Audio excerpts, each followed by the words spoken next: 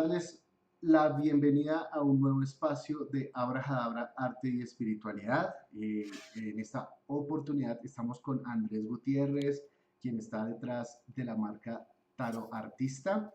Y bueno, ya saben que este programa siempre trata temas sobre magia, espiritualidad, arte y también en algunas oportunidades hemos tratado el tema de la historia. Y bueno, estoy muy contento de poder estar acá en este espacio contigo, Andrés. Me gustaría pues que te presentaras y nos dieras un poquito de todo lo que pues has venido trabajando y bueno, quién eres y en qué consiste más o menos tu trabajo. Vale, no, primero pues muchas gracias al equipo por la invitación. Siempre es bonito tener la oportunidad de abrir unos espacios para conversar, para expandir como la información y los conocimientos que se tienen de lo que se hace. Y bueno, pues muy feliz de eso.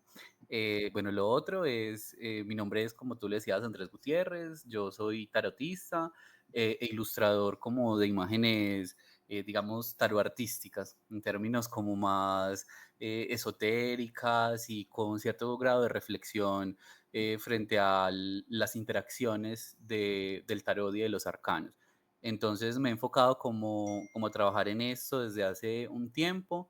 Yo comencé a trabajar con el tarot hace unos 8 años, tal vez 9 más o menos, y comencé como con la curiosidad de el uso de la imagen, de cómo lo interpretamos, más allá de los significados pues como construidos a través de los autores o de las situaciones pues que uno va como aprendiendo así en el camino. Entonces dije, bueno, ¿qué pasa si se mueven estas imágenes y comienzan a generar nuevas interacciones o nuevas comunicaciones entre ellos mismos? Y ahí comencé pues como a hacer el trabajo que estoy realizando actualmente. Perfecto, me parece muy interesante porque sí he visto en tu perfil de Instagram sobre todo, pues el trabajo que estás haciendo sobre todo con la estética y el arte que se presenta en el tarot de Marsella, ¿no? Esa expansión que le estás dando a los arcanos, como tratando pues de ponerlos en diferentes situaciones. Mira que eso me recuerda mucho a ejercicios para conectar con las cartas que de cierta manera se trataba de visualizar, por ejemplo, la carta, completa la carta.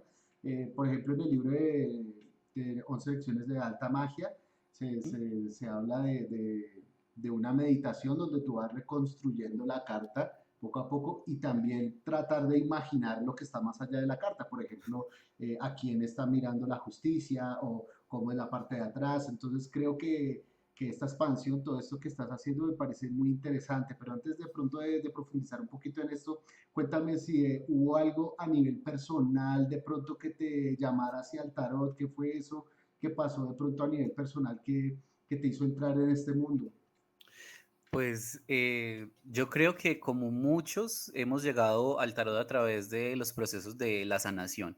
Y yo venía de una situación personal compleja, con una enfermedad física, pues que en su momento me golpeó supremamente fuerte no solo mi cuerpo, sino también mi conexión incluso con la vida misma. Entonces, a raíz de eso comencé como a explorar diferentes espacios de conexión o de reconexión con la espiritualidad, con el autoconocimiento, con la aceptación, porque creo que en el fondo eso tiene mucho que ver con lo que es, por ejemplo, una lectura de tarot. Una lectura de tarot hace parte también del proceso de aceptación del momento del individuo, no solamente como de, ay, sé algo y qué maravilla, sé algo.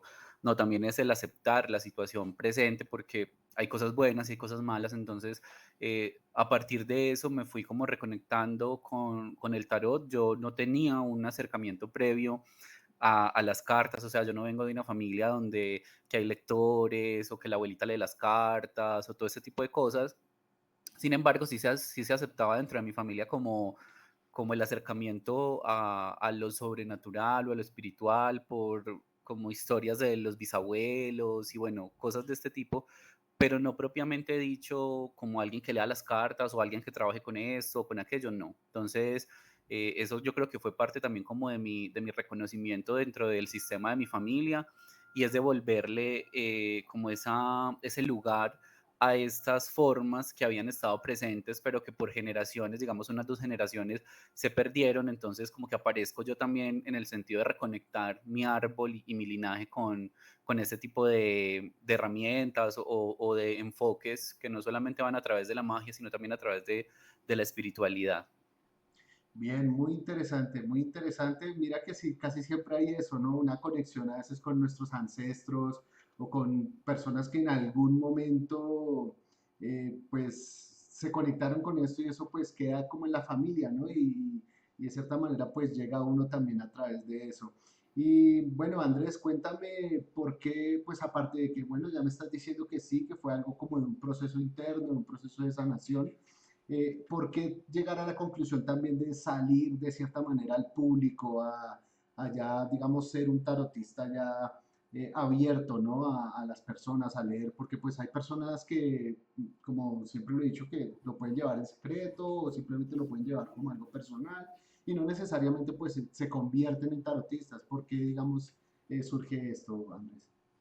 Porque es que es justo lo que te decía y es como el llamado de la vocación. O sea, mis estudios o mi formación académica es de abogado. Yo estudié Derecho en la Universidad de Antioquia y pues hice mis 10 semestres, todo el cuento, pero esa no era mi vocación. Mi vocación es más enfocada hacia el servicio a los individuos o a las personas, pero desde otras posturas o de otras posiciones. Incluso, por ejemplo, las formas de la psicología y todo el cuento que me parece muy atractivo, pero obviamente pues no soy psicólogo ni corro eh, a, a diagnosticar a la gente porque eso es una irresponsabilidad, pero me fui metiendo como en el cuento de esto es lo que yo siento que debo hacer en mi vida, esto es mi llamado, esto es lo que me mueve, esto es lo que me inspira, lo que me apasiona y evidentemente lo que a uno lo llama hasta cierto punto no se mantiene oculto de ninguna manera. O sea, por mucho que yo quisiera esconder algo que a mí me nace y que hace parte como de mi esencia, no se puede esconder. Entonces, para mí ha sido como una forma de naturalizar lo que yo soy y lo que a mí me gusta o me atrae en la vida, que es pues la lectura de las cartas, el simbolismo, todos estos temas a mí me parecen apasionantes. Entonces, para mí salir al público no fue tan complejo, además porque yo no sufro como de estos males de vergüenza o de Mm. pena o del que dirán o de todo eso, no, yo pasé por ahí cuando estaba en la adolescencia, entonces yo me curé ya de hace mucho rato de esos males, entonces yo no tengo problema en hablar en público o en hablarle a una persona importante o a una persona reconocida o relevante, porque creo que en esencia cuando uno entiende que todos somos individuos con pros, contras, con problemas y con cosas buenas, entonces cuando te sientas al frente de alguien o cuando estás frente a alguien o frente a una comunidad, estás frente a un montón de individuos, ¿cierto? Que son exactamente iguales a ti. Entonces no es como que uno se sienta más o se sienta menos, sino que se reconoce dentro de los procesos de la igualdad de los demás y por eso creo que para mí ser público no es ningún inconveniente. De hecho, he dejado de ser público porque me he enfocado más como a esto que es la producción de la imagen, a la ilustración y eso, pero yo antes era el que hacía lives y estaban haciendo congresos y reuniones y un montón de cosas con comunidades mucho más amplias, pero que de alguna manera también he dejado de lado justamente por eso, porque estoy enfocado ahora en otras cosas, pero eso no significa pues que tenga ningún inconveniente con salir nuevamente como al ruedo. Ah, me parece muy, muy bueno, Andrés. La verdad, pues sí, no para todas las personas es fácil, digamos, asumir que esto es como su vocación, ¿no? También te lo digo, también soy tarotista de vocación, también dedicado al 100% a las cartas. Y sí, no es algo fácil, no es algo que usted sienta como la confianza, pues, de como ser médico o ser abogado, ser, pues no, la verdad es algo que como que llega a ti y te pone en ese lugar de cierta manera como de forma natural, ¿no? Me parece muy interesante lo que mencionas, lo de los congresos. ¿Nos podrías hablar un poquito de esos congresos que hiciste, digamos, o cómo fue tu trabajo en, digamos, en esa parte? Pues mira, y haciendo ahí como un plus a lo que acabamos de conversar, es que yo siento que ser tarotista o dedicarse a un oficio como este, o a un arte como este, también tiene cierto recelo dentro de las estructuras sociales. Entonces, claro, hay gente que seguramente dice, no, a mí me llama la atención, pero no como para irme a que todo el mundo lo sepa y todo el mundo me mire y todo el mundo esto. Pero es súper curioso porque con el paso de los años, alguien sabe que uno es tarotista y como que le nace una extraña circunstancia en su rostro, como una curiosidad, como una, ay, qué chévere, me gusta esto. Entonces, como que se acercan también como a ese lado a través de uno. Entonces creo que también es algo de una situación social que todavía estamos pues como trabajando, especialmente en países como Colombia, porque hay países con una cultura de tarot mucho más avanzada como Italia, España, Argentina, Chile, pero en Colombia como tenemos una cultura religiosa tan arraigada, entonces es un tema como más tabú o más complejo.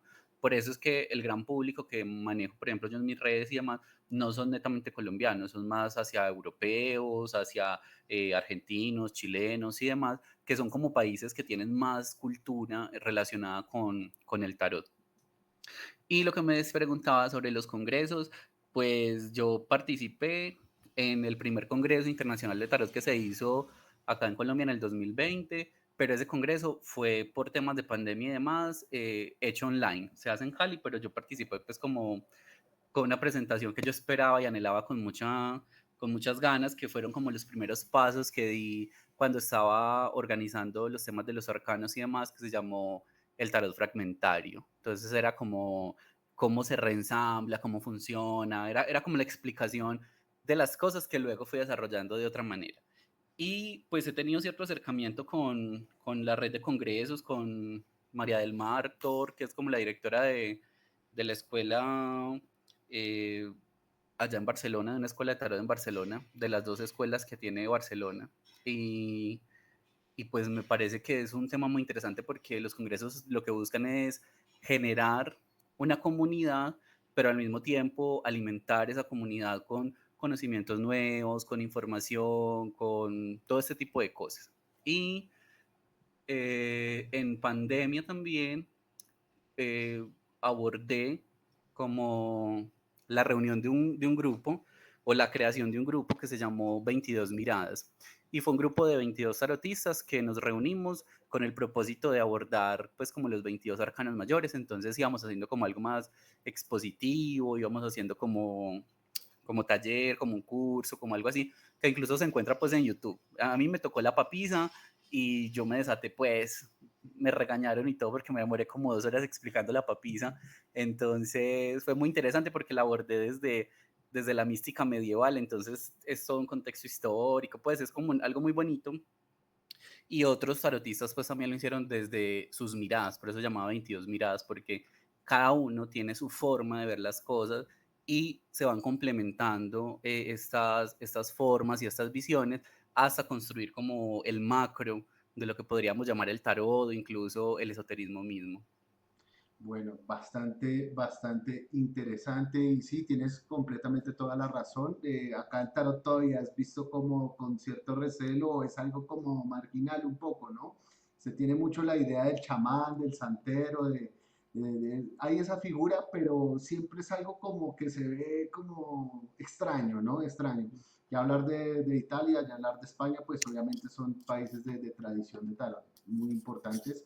Y también lo que mencionas, pues me parece muy interesante porque sí, de pronto esa marginalidad, por así decirlo, en sí, pues a veces es una ventaja, a veces es una desventaja, porque de cierta manera, pues no tenemos una academia, ¿no? Que avale pues el tarot como una carrera, como cualquier otra, pero al mismo tiempo esto hace que pase lo que tú dices, ¿no? Que cada uno pues va a tener una visión o una conexión distinta con las cartas y, y esto lo vuelve pues como una especie de artesanía, pues realmente cada tarotista crea como su manera, ¿no? Su artesanía de cómo conectar con las cartas, cómo interpretarlas. Me parece muy interesante. También he visto que estás muy concentrado o sobre todo pues he visto que tu conexión es mucho con el tarot de Marsella. ¿Por qué eliges ese tarot? ¿Por qué el tarot de Marsella y cuál es tu historia con él? Yo soy como el que no puede dejar que pasen las cosas, entonces retomo lo que acabas de decir y Ok, continúo con lo ok, otro. claro, claro.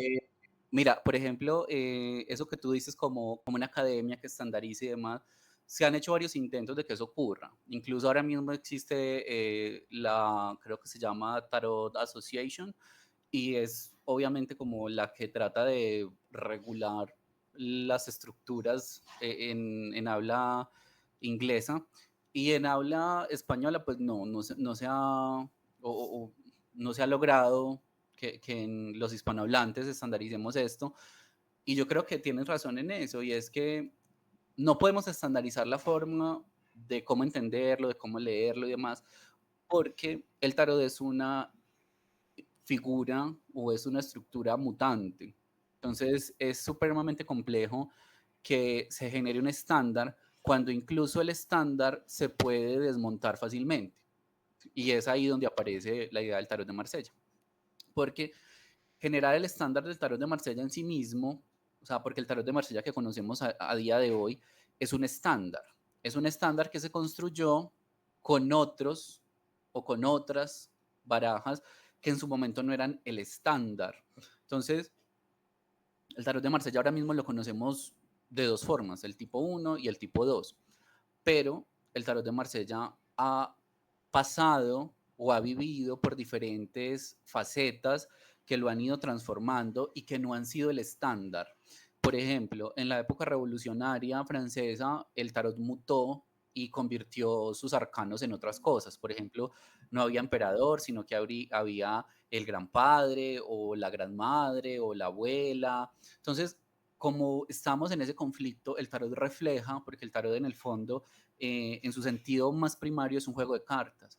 Entonces, el juego de cartas va dirigido a un público y ese público necesita una conexión.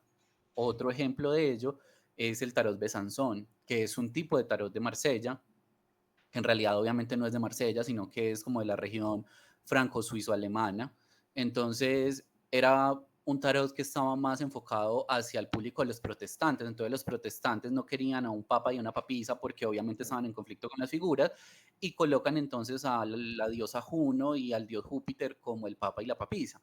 Entonces, fíjate que el tarot en sí mismo no logra encontrar un estándar fijo porque su sentido de mutabilidad se lo impide. O sea, en su esencia, el tarot es imposible darle como ese estándar propiamente dicho.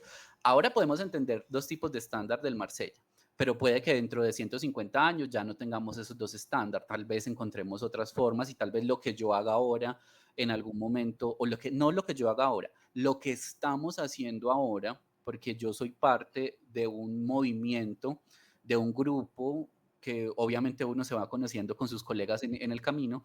Yo soy parte de un grupo que está remodelando la imagen del tarot de Marsella. El tarot Rider, obviamente que tiene como 58.000 millones de versiones entre las caricaturas y entre lo esotérico, lo ocultista, lo hermético y cualquier cantidad de información. Pero el tarot de Marsella siempre ha conservado como su esencia dentro de estos grandes booms de la industria del tarot, porque el tarot también es una industria muy grande, que es una cosa pues impresionante. Yo siempre digo, yo me voy a sentir, y me siento culpable ahora, yo me voy a sentir culpable el día que yo hago una baraja porque no logro imaginarme cuánta huella de carbono o cuántos árboles o cuántas cosas se pueden talar solo para cubrir el papel que la industria del tarot maneja, porque es muy, muy grande. Entonces, llego al tarot de Marsella y lo encuentro y me digo a mí mismo, esto he estado quieto durante demasiado tiempo y ya he visto pues trabajos como de precursores, llamémoslo así, por ejemplo, Oscar del Valle de España, Fran Batin en Francia y otras personas que han trabajado con el tarot, tratando de hacer conexiones de manera como más físicas. Entonces doblaban las cartas y colocaban como cierto tipo de encabalgamientos, los llama por ejemplo Oscar del Valle. Y yo comencé con eso, hasta lo que luego dije, pero es que yo quiero que las figuras interactúen de una manera más compleja, quiero que se conozcan, que se invadan, que se abracen, o sea, mejor dicho, que se vuelvan en sí mismas la sociedad que ellas son, porque ellas son un reflejo de una sociedad. Entonces, comencé a modificar las imágenes del tarot de Marsella por dos hechos básicos. Uno, porque es el tarot con el que yo mejor tengo una relación de estudio y de aprendizaje. Y segundo, porque me parece que las ilustraciones son mucho más como delineadas, o sea, el trazo del tarot de Marsella es mucho más manejable que, por ejemplo, el tarot Rider. Además que el tarot de Marsella tiene una herencia, digamos, como te decía ahorita, de todo ese montón de evolución que ha tenido, entonces no es solamente un tarot, sino que son cientos de barajas diferentes que llamamos tarot de Marsella. Por ejemplo, el Rider, pues es lo que pintó Pamela Colman Smith en 1910. Ese es el tarot Rider, ya de ahí para acá, lo que usted le quiera poner, pero de ahí para atrás no había. Entonces, creo que la carga histórica del tarot también es una cosa muy bonita que nosotros como lectores a veces dejamos de lado y a veces no logramos comprender que también tenemos en nuestras manos una herencia y esa herencia es como yo recibo esto, pero puede que yo pueda hacer algo más con eso, o sea, no me toque quedar solo ahí y eso también depende obviamente de las capacidades de los individuos y de la conexión que tengan con la herramienta misma. Sí, mira, particularmente pienso que el tarot de Marsella para mí es el mejor. También por así decirlo, mi baraja de cabecera, la que siempre he utilizado. Y pues creo que debes conocer obviamente la reconstrucción de Camões Jodorowsky, que pues para mí pues la considero que es muy valiosa porque precisamente Jodorowsky él, decía esto, ¿no? Que al ser anónimo, por así decirlo, el tarot, al no tener de pronto como tal un autor ligado, como si pasa con Rider Waite, como si pasa con el de Crowley o el egipcio, pues realmente se puede trabajar sobre él de una manera como más amplia y permite obviamente trabajar sobre él de una forma más libre, por así decirlo. Y también eso le da pues el valor, ¿no? Pienso que el tarot de Marsella todavía aún hoy en día sigue teniendo un nivel de cripticismo, sigue teniendo un nivel de intrincado y profundo de sus símbolos que desde mi opinión no ha logrado ni el de Rider, ni el de Crowley, ni los otros tarots más modernos.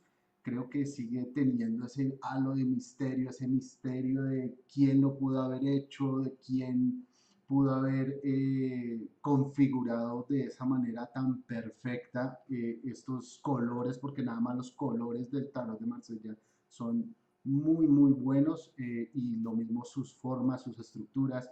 Recuerdo muchísimo este librito que tengo acá, La Vía al Tarot, que fue uno de los primeros que estuve estudiando y de cómo ahí pues se hace un mandala, ¿no? Con todas las cartas y cómo ves esa máquina, por así decirlo, metafísica que es este tarot, esa fábrica de almas que realmente pues no lo tiene ninguno. Creo que sus formas, a mí me gusta muchísimo, por ejemplo, que los arcanos menores tengan esas formas más geométricas, tengan esos colores y esas formas más geométricas que de pronto lo que hace Ryder, que es ya poner situaciones, poner personajes y ese tipo de cosas, eso me parece muy, muy, muy bueno el tarot de Marsella y toda su tradición, todo el bagaje que hay detrás de él. Eh, y es curioso porque gracias, digamos, a tarotistas de pronto como Jodorowsky es que tuvo como ese revival, tuvo como ese renacer, porque realmente pues es el tarot de Rider Waite el que primero cala en la cultura pop, el que primero cala de cierta forma en los círculos de intelectuales, de artistas. Recuerdo una anécdota que cuenta Jodorowsky con André Burton, con el poeta surrealista, Ujú. que le decía que el tarot de Marsella en sí era el más auténtico o era el original, por así decirlo, y que la gente pues a principios del siglo XX estaban todos pues zumbando con el tarot de Rider Waite y todo el mundo era Rider Waite y el de Marsella pues como que se relegó un poco y no fue sino hasta los años 90 ya que pues con esta reconstrucción de Camões como que volvió a salir y recuperó también un poco su carácter terapéutico, ¿no? Porque pues sí, se utilizaba mucho para la adivinación, mucho para ese tipo de cosas que obviamente también para eso es, sigo considerando el tarot como un oráculo, pero pues sí, se dio como esa nueva era de un tarot más terapéutico y todo esto y creo que se sigue posicionando pues para mí como la mejor baraja. Realmente la profundidad de que tienen sus figuras, las miradas de los personajes, las manos, las posiciones, la forma en cómo conectan por detrás los paisajes donde están puestos los personajes, o sea, son una cantidad de cosas y una cantidad de profundidad que tiene esa baraja que realmente me parece la mejor de todas. Y cuando veo tu trabajo, pues tengo que admitirlo, me gusta muchísimo porque eh, la manera en cómo tú pones a los arcanos, cómo puedes unir a esos arcanos y todo, y se ve muy natural, o sea, se ve muy, no se ve forzado, no se ve tampoco pretencioso, se ve como si fuera parte del tarot mismo, y es algo pues realmente fascinante, y eso me gustaría de pronto que nos aclararas un poquito más eso. Bueno, está esa faceta como tarotista, pero también eres un artista y cómo empieza esa faceta de artista, por qué pintar el tarot, por qué dibujarlo.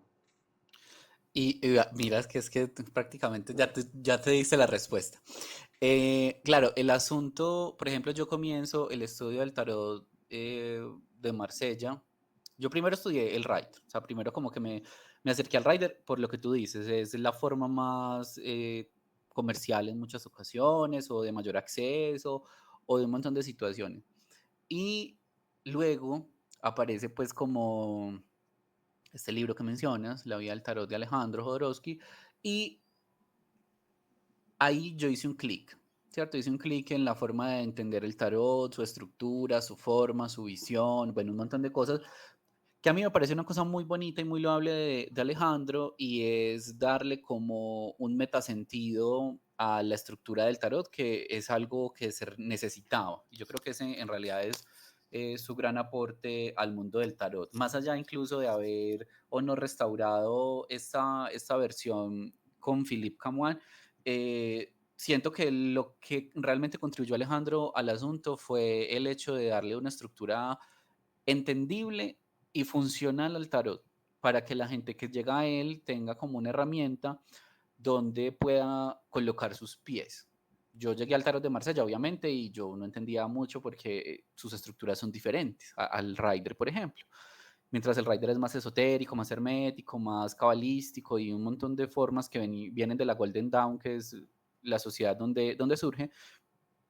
Cuando llego al Marsella, yo llegué perdido y comienzo a leer entonces La vida del tarot de Alejandro Jodorowsky y Marian Costa, Y porque María Costa, siempre la claro que dejamos sí, de ¿no? lado ahí, Sí, y Marian Costa, que también tiene un libro maravilloso que se sí, llama quiero conseguirlo, sí, Tarot Paso sí. a Paso, y es un libro que personalmente, ya después de leer La vida del tarot y a trabajar cierto tiempo como con la visión de Alejandro, cuando llegas a Marianne y a mí se me abre ese monstruo de introducción de la historia del tarot, yo dije, no, ¿qué es esto tan precioso? Esto es lo que yo quiero en mi vida.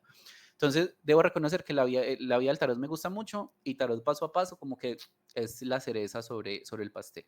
Y obviamente hay otros autores como Joan Bendov y el tarot de Marsella al descubierto, está Enrique Enríquez y el lenguaje de los pájaros, está Chalai Unger, bueno, hay una cantidad de autores que tal vez no son los más conocidos en el mundo del tarot, porque casi todos estamos enfocados en el Rider, o la mayoría está enfocada en el Rider, pero son autores maravillosos. Algún día espero escribir un libro.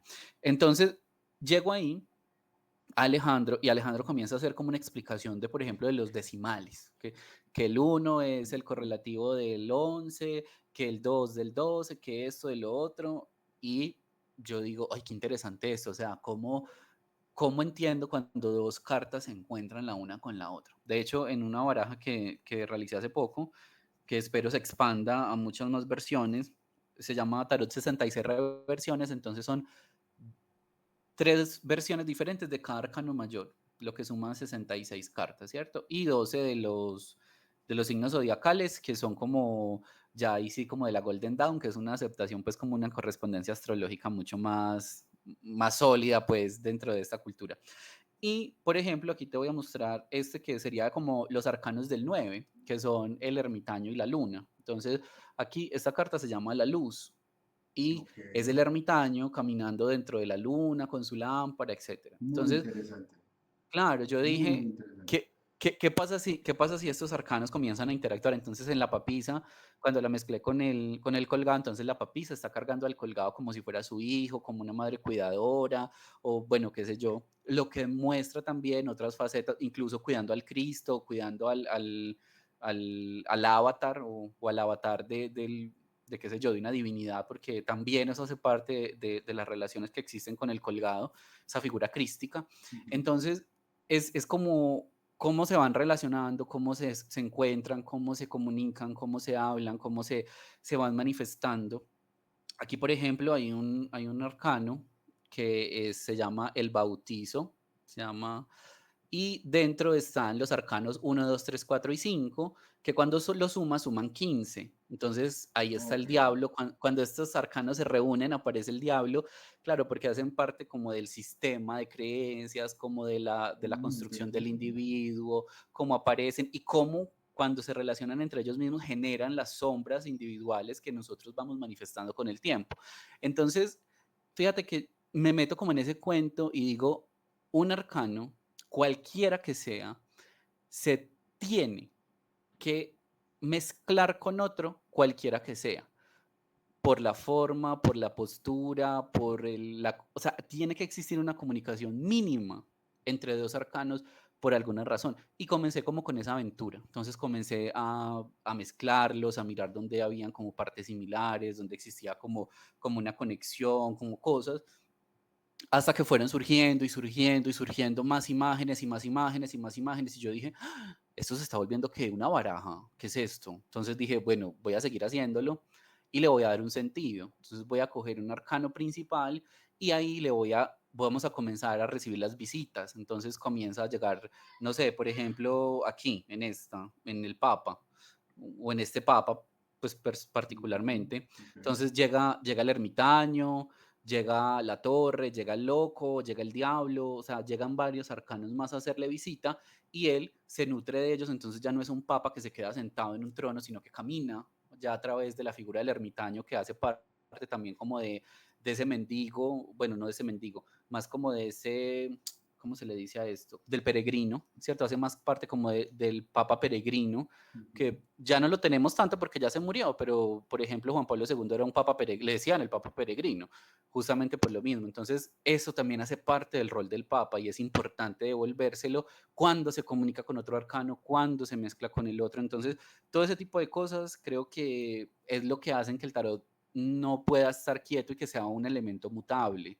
Mi propósito personal es sacar 484 cartas de estas, que sería cada arcano mezclado con los otros Ujú. 22 Claro. para que dé como toda la gama, pero obviamente eso es un trabajo, digamos, apoteósico y de mucho Claro. tiempo.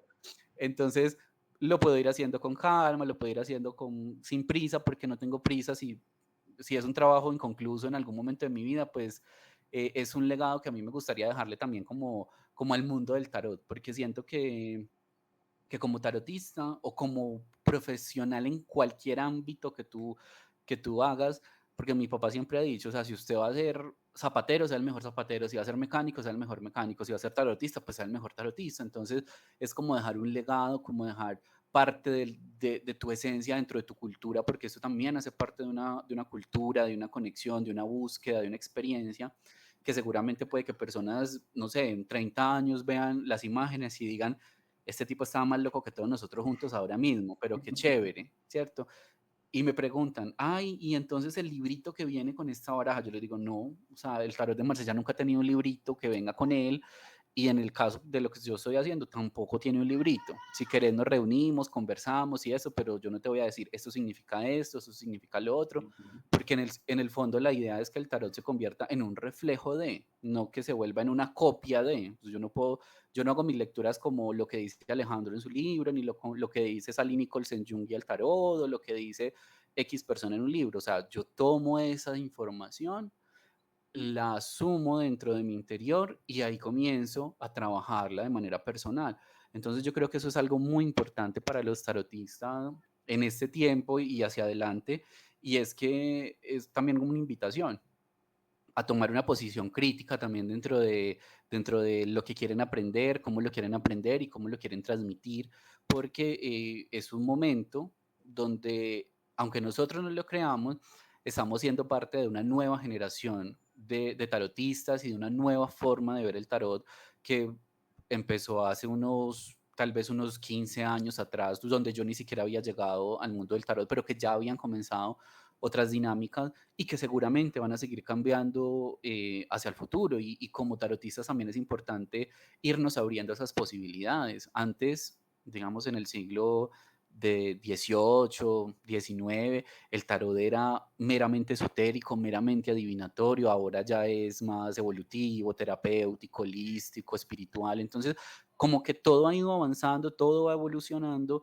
y bueno, también las visiones de los tarotistas en ese sentido creo que es muy importante que comiencen a nutrirse de otras fuentes y de otras cosas.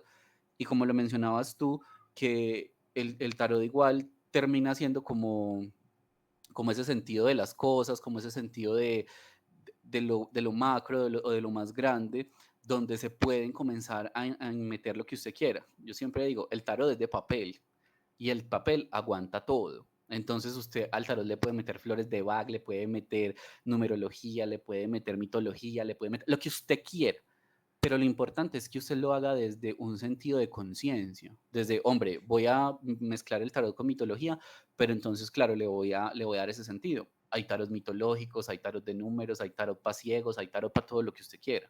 Entonces creo que esas nuevas corrientes hacen parte de la evolución misma del tarot presente y de ahí su imposibilidad de estandarizarlo también, ¿cierto? Sí, y este trabajo pues que estás haciendo realmente de unir los arcanos, de relacionarlos, de fusionarlos prácticamente, creo que bastante difícil de hacer con otra baraja. Creo que la de Marsella sería la única que de pronto sigo insistiendo que se dejaría hacer esto porque sus formas se prestan bastante y es demasiado intrincado. Algo que me gustaría señalar y que me parece muy importante de lo que es el método de Jodorowsky y también de Marian Costa es eso que de pronto a mí nunca me había cuadrado, que era leer las cartas invertidas. Y cuando empecé obviamente yo a acercarme al tarot, pues veía que se hacía eso. Realmente mi primer tarot y el primer tarot que yo empecé a estudiar fue el de Marsella. Yo empecé prácticamente con el de Marsella porque Jodorowsky me llega a mí a través del arte, a través del cine, de sus películas y bueno, el tipo siempre con el cuento del tarot, entonces pues ahí me jaló para allá. Pero algo que me gusta muchísimo del tarot de Marsella es la numerología, cómo los números son progresivos y cómo no hay realmente una necesidad de voltear la carta o leerla al revés como la forma clásica, sino que por la sucesión de números es que tú sabes si la carta está en positivo, está en negativo, está representando una idea de determinada manera. Creo que ese es uno de los más grandes aportes. Yo soy una persona que está muy conectada con la magia ceremonial, realmente ese es mi centro, ¿no? La magia ceremonial. Obviamente el tarot dentro de la parte de oráculos está ahí presente y en cierta manera pues sí, soy una persona esotérica, nunca le he quitado las atribuciones mágicas y esotéricas al tarot, no me parece que digamos el hecho de que se haya expandido a esto que tú dices de lo terapéutico, de lo holístico, el hecho de que se haya expandido eso no hace que pierda sus propiedades clásicas, mágicas y de Claro. adivinación y creo que pues sí, esa evolución de la que hablas realmente es algo muy positivo. ¿Por qué? Porque lo desvincula un poquito de la marginalidad, ¿no? Lo saca un poco de todo ese cuento tan oscuro de la magia y, y hace que las personas de cierta manera puedan acercarse a un lenguaje que es, yo creo, que debería aprenderse tanto como si fuera a aprender los números o aprender las letras o aprender a hablar. Creo que el lenguaje que te intenta transmitir el tarot, que yo lo llamo éteres, porque tú mismo dices a eso le puedes meter flores de bar, le puedes meter que registros akáshicos, le puedes meter ángeles. ¿Por qué? Porque realmente tratas un éter, ¿no? Estás Ujú. tratando es un éter y a ese éter pues tú le puedes dar todas esas atribuciones y creo que es algo valiosísimo lo que estás haciendo. Eso es como unos metatarots para mí, o sea, como algo más allá del tarot y me gusta porque es natural, porque estás tomando de su misma estructura, o sea, no estás alterando las formas, no estás alterando los colores, sino que con las mismas formas y colores que te está dando el tarot de Marsella, estás obviamente recreando todos estos nuevos tarots, todas estas nuevas versiones del tarot. Háblanos un poquito más de esas barajas, cómo son, siguen siempre los mismos patrones. Me dices que, digamos, no tienen un libro. Sí me parece una decisión, pues, de pronto inteligente. Creo que el tarot es muy intuitivo y a veces un libro de pronto puede limitar las cosas, pero sí, realmente sí me gustaría que nos hablara cuántas barajas has hecho, cuáles has publicado.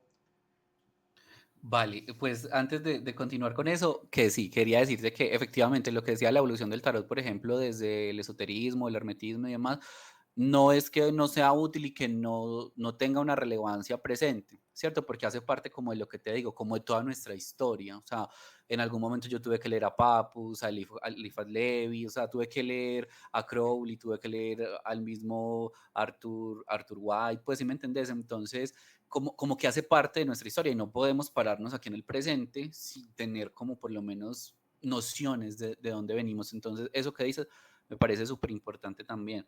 Y lo que tú dices que claro, que el tarot es evolutivo, que el tarot es como que va sumando en lugar de restar. Cuando yo hice uno de los arcanos, que no tiene nombre, porque justamente versa sobre el arcano sin nombre, es una estrella, es una estrella mezclada con el arcano sin nombre. Sin nombre. Entonces, fíjate que no hay un 7 como tal, sino que Y hay 7 respetas números. la nomenclatura de los Claro. números romanos que no es Exacto. común, ¿no? Sí, está muy bien, me Entonces gusta mucho. entonces en lugar de tener un 10 y un 5 y 2 unos, entonces dije: "Claro, esto lo que está buscando es sumar, entonces sumemos, porque hasta dónde podemos sumar, hasta el infinito". Entonces, esta carta representa también como la continuidad hacia el infinito, como la retroalimentación del ciclo permanentemente nos hace expandirnos, crecer, cómo nos alimenta, nos nutre, porque ahí te fijas, la estrella entrega sus estrellas en el agua, Exacto. Ujú. entonces es como un sistema bien bonito. Y claro, estos arcanos no tienen un libro o no tienen como una estructura en sí mismos porque aparecen o surgen, digamos, como de una manera espontánea. Este que te acabo de mostrar, que la estrella está de pie, fue un momento donde yo me conecté, porque también hacen parte como de, mientras los estoy haciendo, es como hacer una pequeña meditación, ¿sabes? Es como entrar en un punto donde yo ya no estoy diciendo quiero hacer esto, quiero hacer lo otro, sino que las cosas como que aparecen, como que surgen y como que a veces los miro y yo en qué momento puse esto aquí, ¿sí me entendés? Es como ese tipo de cosas, como una especie de lo que llama Alejandro el trance del tarotista. Entonces, pero en este caso, como el que está haciendo un algo, una ilustración, por ejemplo. Entonces, un día me sentía incómodo. Tuve 2 cartas que me hicieron sentir incómodo. Esta que te acabo de mostrar, porque me sentía incómodo con que la estrella fuera un femenino y estuviera arrodillada todo el tiempo y estuviera como yo la veía y ella me decía como: "Me duelen mis rodillas, quiero ponerme de pie". Y yo dije: "Listo, venga, vamos a ponernos de pie, porque si usted ya está cansada de estar de rodillas, entonces pongámonos de pie". Y aparece esta carta, que me parece una carta preciosa, de hecho, creo que es una de las cartas que la gente ha recibido como con más amor, porque es ese movimiento de la estrella de estar de rodillas a colocarse de pie, y eso es un acto simbólico supremamente grande, donde también trabajamos el orgullo, la flexibilidad y un montón de cosas que en esencia, pues yo también estaría trabajando cuando estaba abordando este arcano, cuando estaba apareciendo. Y otra carta, simplemente porque apareció aquí, pero bueno, es este colgado que el león de la fuerza le quita la cabeza y llena el estanque de la luna de sangre, que se llama el miedo, como el miedo paralizante, porque cuando yo estaba haciendo esto, ya esto es como las cartas finales, yo estaba haciendo esto, yo tenía miedo. Yo decía, o sea, si yo hago esto, a la gente le irá a gustar, porque uno igual piensa eso, porque uno también es como, o bueno, yo estoy trabajando todavía eso, como esa idea de si yo hago esto, a la gente le irá a gustar, la gente se irá a conectar, la gente irá a vibrar o simplemente irá a decir como, ¿cómo haces esto, este acto sacrílego con el tarot? Porque obviamente estamos en una cultura donde hay puritanismo y donde hay modernismo, donde hay vanguardismo. Entonces, porque eso es una escena del arte, al fin de cuentas. Entonces, ahí yo ya me dije, pues no, ya, como que con esta carta me voy a quitar el miedo y que pase lo que tenga que pasar y simplemente que quien se conecte con ella tenga la oportunidad de abrirse a nuevas visiones y a nuevas perspectivas de comprensión o de entendimiento o simplemente para analizar o reflexionar una situación puntual, pero hace parte de mi esencia, hace parte de lo que yo soy y lo plasmo en estas imágenes o en estas cartitas, porque es también lo que yo he ido construyendo con el paso del tiempo, mi conexión con el tarot, cómo me abordo dentro de él. Entonces, hace poco alguien me dijo que esto era como un acto de ego y obviamente todo el Claro, mundo se puede ahí, interpretar de muchas formas, sí. claro, entonces alguien me dijo ahí, tiene que ser un acto del ego, porque si no hay un ego, entonces no hay una acción creadora. Entonces como que comenzamos comencé a abordar ese tema y dije, pues en realidad yo no estoy haciendo esto para que la gente lo compre, porque pues si lo compran maravilloso, cuando salga ya como de venta, si lo compran maravilloso, pero si no lo compran, es el hecho de que yo ya lo hice, o sea, ese es mi sentido. Si solamente sobrevive esta barajita dentro de, como te digo, 150 años, pues maravilloso que alguien la encuentre y tal vez se conecte con ella de alguna manera, porque sería algo bonito. Pero mi intención no es como lo masivo, sino más bien como la manifestación artística en sí misma de la imagen, porque eso ha sido como mi gran baluarte, y es entender la imagen no solamente desde la función de la transmisión de un mensaje en sí mismo, sino desde la construcción misma. Entonces, los principios de la imagen, el peso, la línea, el volumen, la separación, la cercanía, todo ese tipo de cosas a mí me han ayudado, porque también lo trabajé en su momento, me han ayudado a comprender cómo entender de una mejor manera la imagen. Y uno de los autores, digamos, de la vieja escuela del tarot, que es Oswald Wirth, tiene una frase muy bonita que dice algo, pues como parafraseándola, dice, los tarotistas somos lectores de imágenes, no lectores de palabras. Yo entré en conflicto luego con eso y luego, si tenemos tiempo, te cuento qué hice con las palabras del tarot. Pero en esencia es eso. Entonces, lo primero que un tarotista necesita como integrar en sí mismo, más allá de una corriente, más allá de una visión, más allá de cualquier libro, de cualquier autor, es cómo se conecta con la imagen misma. Y eso yo creo que viene desde la misma, desde el mismo aprendizaje del arte.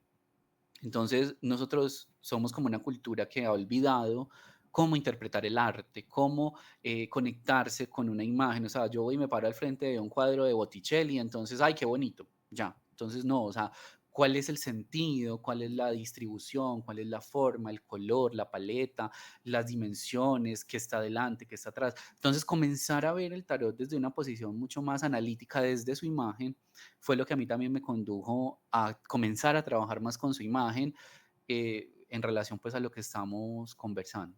Sí, muy valioso ese aporte que has hecho porque personalmente yo lo veo desde los cursos de tarot que yo imparto. A mí me gusta muchísimo la parte de enseñanza, de enseñar a leer las cartas y desde Tebas Tarot pues obviamente tenemos esa parte de nuestros cursos.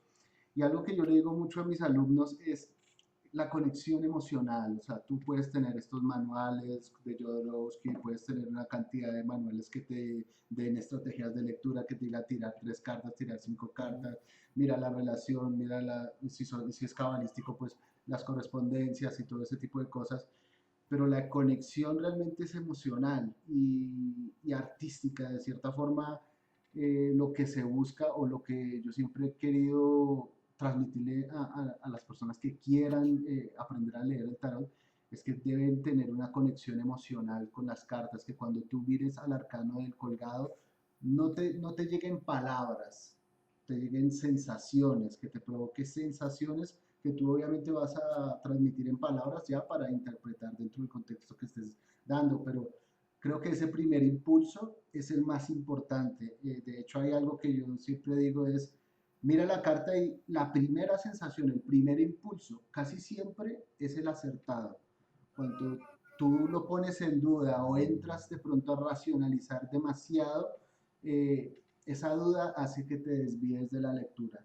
Casi siempre cuando agarras ese primer impulso, cuando abres las tres cartas y estás eso como que te bota una energía, como que te bota unas sensaciones. Esas sensaciones, ese cúmulo es el que uno agarra y lo traduce en palabras y se convierte en una interpretación. Y me gustaría mucho que hablaras un poco de eso, de tus lecturas, cómo las estructuras, cómo son tus lecturas ya con este tipo de cartas que has desarrollado y si también nos puedes compartir alguna anécdota que has tenido pues leyendo las cartas, algo que de pronto tú digas, yo nunca lo desligo de la magia, para mí el tarot eh, me ha hecho vivir cosas que en algún punto he dicho no puedo explicar, que realmente sí lo puedo considerar sobrenatural en cierto sentido, porque realmente pues no es algo meramente paranormal o sobrenatural, pero sí hay situaciones y en lecturas donde uno se pregunta, venga, ¿eso por qué? O sea, Ujú. por qué funciona, cómo funciona y por qué adivina las cosas, me gustaría que de pronto si tienes alguna anécdota con eso, nos la compartieras y también nos hablaras un poco más de cómo abordas ya la lectura de tarot. Vale, pues a ver, mira, yo es que es una respuesta compleja porque la forma en la que yo abordo las sesiones es la forma en la que el consultante necesita como abordar la sesión. Incluso yo hago como, comenzamos una conversación, la persona me dice, mira, yo quiero revisar esto sobre el trabajo, sobre no sé qué, o lo peor, en el peor de mis casos es cuando me dicen todo en general y yo como que, bueno, lo general es algo demasiado grande.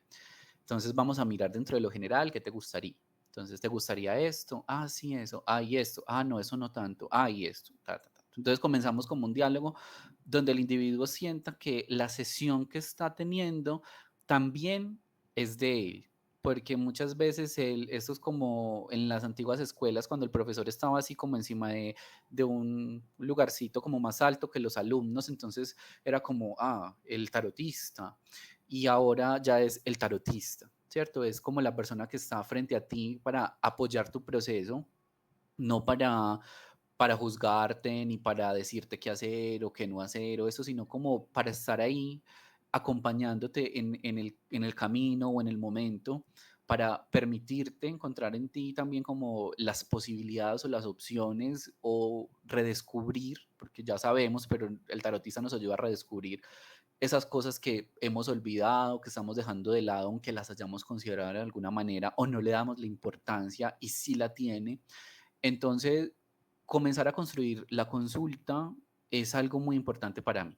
Ya después le pregunto, por ejemplo, o comenzamos a trabajar y con qué baraja te sientes más cómodo. Entonces le muestro generalmente tres barajas que son como las más estándar, que son el Marsellés, son el Rider y una baraja de 8, que me parece que también es una baraja muy, muy útil para trabajar ciertos temas. Entonces, aunque está ligada pues a un montón de filosofías y un montón de cosas, pero que me parece que visualmente es muy bonita y como te digo, pues para mí la imagen es súper importante. Entonces ya comenzamos ese trabajo, me dice, no, me gusta más el Rider. Yo por dentro digo, ¿por qué? Y, y le digo, maravilloso. Yo le digo, maravilloso. Y entonces hacemos pues como las lecturas que la persona como que sienta que necesita, abordamos el tema. A veces nos demoramos, mis sesiones son eternas, o sea, yo me puedo demorar a veces hasta 2 horas en una sola sesión y puede que la primera hora simplemente estemos conversando sin sacar una sola carta. Simplemente es como te sientes, cómo estás, esto, lo otro, qué te preocupa sobre ese tema. Porque leer en frío, de hecho hay autores que hablan sobre eso, sobre leer en caliente y leer en frío. Para mí leer en frío, pues yo puedo leer en frío, o sea, es decir, yo puedo leer sin información de la persona y Y sí. sí, y hablar y hablar y hablar y decirle y esto, y la persona calladita haciendo así, sí, sí, sí, pero a mí me gusta construir una lectura, porque para mí no significa que yo le diga a una persona, ve, esto y lo otro, y la persona diga, sí, sí, oh, sí, sí, sí, sí, y se va y ya. Entonces, para mí es más importante que la persona identifique en sí misma y se dé cuenta y haga esos insights de qué es lo que está pasando, cómo abordarlo y hacia dónde, cómo redirigirlo. Porque yo le puedo decir, mira, pasale esto, esto y esto y esto y esto y esto y esto y así me diga, ah, sí, oh, sí, sí, sí, sí, sí, sí. Y ella entendió otra cosa súper distinta. Entonces, como tarotista, hace parte de mi código ético personal que el individuo lleve el mensaje lo más claro posible desde lo que se le está transmitiendo, o sea, desde lo que yo le estoy comunicando como mensaje, que su lenguaje interno o su lenguaje interior no modifique a conveniencia el mensaje que se le está proponiendo, porque como individuos entonces tenemos esa tendencia, entonces yo le puedo decir, esto es azul y la persona entiende, esto es violeta. Entonces, ahí comenzamos a trabajar como en la conversación, entonces yo le hago preguntas y eso, y me dice, ah, vale, entonces sí, ya entiendo que es un tipo de azul que es cercano al violeta, pero que no es violeta propiamente dicho. Entonces ahí ya como que la persona dice, entiendo que no es lo que yo entendí, pero tiene ciertas notas que, entonces ya ahí hace un clic, ya ahí va como con un cierto grado de entendimiento. Y así vamos abordando, vamos trabajando, vamos organizando hasta que pues, la sesión va avanzando y se cierra con una lectura sin preguntas, simplemente como con el propósito de cerrar la energía también, porque es energía de parte y parte. Hay lecturas en las que yo termino feliz y lleno de una energía rebosante, como hay lecturas que termino y me siento cansado, agotado, decaído, ¿sí me entiendes? Drenado muchas veces. Y aunque llevo muchos años leyendo, bueno, no muchos años, pero llevo ciertos años leyendo el tarot, siempre se me hace complejo porque al momento de establecer un contacto, aunque sea a través de videollamada y demás, siempre que establezco un contacto con la otra persona, coloco toda la disponibilidad hacia esa persona. O sea, yo no estoy pendiente que si está una persona aquí o lo de allá, no, yo estoy enfocado en esa persona, entonces mi energía está disponible exclusivamente para esa persona en ese momento. Entonces, cuando la energía es compleja de manejar, cuando hay ciertos grados de... son cosas que pasan en las lecturas como en cualquier conversación, incluso que uno llega a un desconocido, entonces uno comienza a conversar con el desconocido, porque eso es otra cosa, que aquí siempre son, casi siempre son desconocidos. Y cada año, por allá, cada año, aparece nuevamente, porque hay gente que se lee las cartas muy a menudo, como hay otras que deja pasar varios años, y a veces cuando llegan aquí, ya ni ellos son los mismos, ni yo soy el mismo, porque todos vamos cambiando también, y eso es algo que considerar. Y como anécdota, pues bueno, te tengo una que a mí me llamó mucho la atención, todavía la recuerdo porque fue algo súper, súper espontáneo y súper curioso. Yo estaba como en un grupo, cuando estaba explorando otras facetas mías, porque he explorado muchas facetas mías, estaba explorando una faceta más mágica, entonces estaba como en un grupo de Wicca y todo el cuento, y era más ceremonial y muchas cosas, y era como una especie de aquelarre, pero pues no había ninguna aquelarre, simplemente era como que nos reuníamos. Y entonces llegó el tema de las vidas pasadas. Y yo, la verdad, nunca he tenido pues como la capacidad de estar viendo energías y cosas y demás. Entonces yo simplemente saqué mis cartas y comencé a hacerle una lectura a la persona cuando creo que era, no recuerdo bien la carta, pero creo que era un 3 de espadas. Cuando yo vi esa carta, o sea, yo me fui, yo literal siento como que me fui porque yo veía las cosas dentro de la carta, o sea, como que Ok, veía una película dentro de la imagen, pero real, como ver el televisor. Entonces empecé a ver que a la persona le metían una espada por aquí y que, porque estábamos hablando como sobre el tema de cómo hemos muerto en vidas pasadas, no sé qué, y entonces yo le dije, mira, te metieron una espada aquí y te botaron el brazo, te desangraste, o sea, le narré pues como lo que yo estaba viendo ahí, cuando llega y me hace así y tiene un lunar así rojo en el hombro y yo le dije, ahí justamente fue donde te dieron con la espada. Y entonces comencé pues como a narrarle qué era lo que había pasado, él estaba defendiendo a alguien que en ese momento, que en esta vida pues era como su hijo, entonces como que venía también esa idea de protección. Bueno, ahí tuvimos una conversación, pero para mí eso ha sido una cosa súper rara, porque yo nunca he sido de los que ven cosas o así. Cuando yo empiezo a ver eso ahí, yo dije, no, me desdoblé, me fui, ¿qué me pasó? ¿Qué es esto tan extraño? Sí, seguramente lograron ahí condensar ciertas energías y tuviste como una regresión o algo así a Sí, fue través una cosa del... súper Sí, extraña. sí, seguramente pudo ser algo así. Y sí, también eso es algo muy interesante porque sí, no necesariamente tienes que ser un místico o un espiritista para obviamente leer el tarot, porque el tarot pues es un lenguaje en sí. Cuando aprendes cómo es su lenguaje, cómo son sus dinámicas, pues realmente ahí surge obviamente la habilidad del tarotista, no necesariamente hay que tener esa sensibilidad hasta ese punto y eso lo hace muy amable. Bueno, Andrés, me encantó hablar contigo. Ojalá pudiéramos tener un poquito más de tiempo, pero ya se nos está acabando el tiempo. Entonces, ya así como para cerrar, me gustaría hacerte una pregunta y es, ¿qué retos crees que enfrenta un arte, el tarot, un arte que es espiritual, ante un mundo que pues cada día se torna más materialista, cada día se torna más alejado pues de esa concepción de la vida, de lo que estábamos hablando, de esa sensibilidad que se tenía antes al apreciar una canción, al apreciar un cuadro? ¿Qué retos crees que hay que incluso te hayan golpeado a ti también? Yo, en el fondo, ¿sabes qué creo? Que el tiempo y la cantidad de seres humanos que estamos en el planeta, tenemos puntos de saturación. Es como la evolución del color. Si te fijas, los colores se han ido perdiendo desde mitad de los 60, de los 70. Ha comenzado un declive del color incluso en los mismos autos y se han hecho estudios sobre esto.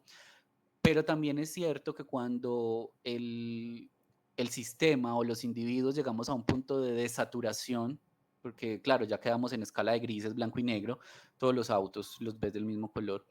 En un punto muy cercano, no muy lejano, muy cercano, la gente va a decir: "Qué aburrido es este carro, qué aburrido es esto y quiero tenerlo naranjado, verde, azul, cobalto", bueno, qué sé yo, cualquier color chillón que exista, porque quiero tener identidad, quiero tener presencia, quiero tener esencia, quiero tener unicidad, identidad, bueno, todo ese tipo de cosas. Y yo creo que el tarot, en ese orden de ideas, hace parte de que cuando la sociedad llega a un punto de desconexión tal con las formas de lo espiritual, de lo emocional, de lo esotérico, incluso de corresponsabilidades personales, el tarot comienza o va a comenzar, no muy lejos porque ya lo está haciendo, un punto de reconexión de los individuos hacia otras áreas. Entonces, por eso te digo, como tú dices, como estos éteres. Entonces, al tarot le cabe de todo. Y cuando el tarot ya está satisfecho, digámoslo entre comillas, satisfecho de su capacidad expansiva, comienza a abrirse nuevamente y comienza a generar visiones diferentes. Incluso por eso te digo que yo siento que esta generación es una generación como de coyuntura, donde los individuos y los tarotistas y las personas que trabajamos con el tarot estamos siendo llamados a un momento de expansión, a un momento de, incluso ahora que Urano está en Acuario, pues yo me imagino que este año va a ser una cosa impresionante. Entonces, como cuando en pandemia también, o sea, todos nos reuníamos, todos conversábamos, todos estábamos en redes, todos estamos haciendo esto, lo demás allá, y creo que eso hace parte de la misión. Obviamente, yo creo que aquí hay una cosa muy importante y es no desnaturalizar la esencia del tarot cuando el mercadeo, cuando el ingreso o el dinero también hace parte como de eso y poder tener como la sensibilidad de reconectar el sentido de lo económico y de lo material, porque obviamente para mí hacer esta carta requiere tiempo, esfuerzo, dedicación y un montón de cosas y de recursos, y que si yo vendo eso, entonces no es que yo me esté súper lucrando, pero también reconocer como la esencia que estoy colocando ahí para que también sea valorada y apreciada por los demás. Entonces, siento que el tarot se irá expandiendo, no acabará, o sea, el recorrido del tarot no termina en este tiempo y creo que en unos cientos de años todavía no habrá terminado, porque siempre el individuo estará buscando reconectarse con su parte más espiritual, con su parte más esencial, aunque el grosso de la población pues así no lo necesite o así no lo requiera o así no lo sienta. Pero si tú te fijas como que las grandes élites siempre están buscando como un sentido de espiritualidad y de exclusividad, porque entonces ahí nacen la cienciología, las no sé qué, sectas y de todo, pero buscando sus procesos de espiritualidad. Y el tarot siempre está por allá metido por algún lado, haciendo algo, aprendiendo algo, construyendo algo. Entonces yo siento que igual la expansión va a continuar a pesar de que los individuos, pues no todos estén como en esa disposición. Bueno, sí, muy buena esta conversación, un poco corta, pero con bastante sustancia, muy interesante tu trabajo, de verdad. Personalmente me gusta mucho, el tarot de Marsella es algo que a mí me apasiona también bastante.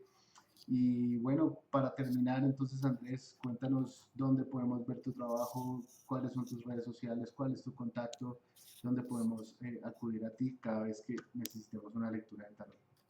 En Instagram me van a encontrar todo el tiempo. O sea, Instagram, todo el tiempo que hemos estado conversando, me debe estar extrañando. Entonces pueden buscarme en arroba el taroartista, así, no el tarotista, sino el taroartista. Y ahí pueden encontrar mi contacto, ahí hay enlaces a WhatsApp, hay enlaces pues de Linktree, etcétera, donde pueden ingresar y encontrarme o en un comentario o en un DM o como quieran. Nos podemos conectar allá y además que van a tener la posibilidad también de estar viendo como material constante que estoy subiendo. Yo subo material casi diario, entonces ahí pueden estar viendo cualquier tipo de novedad, cualquier tipo de cosita y pues contarles que viene como esta baraja ya en una versión más comercial que va a salir en Argentina, que seguramente se va a poder comprar a través de Buscalibre en Latinoamérica y en España. Entonces, bueno, esperemos que los proyectos sigan floreciendo. Bueno, Andrés, entonces que estés muy bien. Muchas gracias por compartir este espacio de Abra Jabra, arte y espiritualidad. Ojalá no sea la primera vez. Ojalá podamos tenerte más adelante en algún otro programa y seguir profundizando sobre muchas cosas de las que hemos hablado acá en esta hora que hemos compartido tú y yo. Y nada, bastante contento por eso.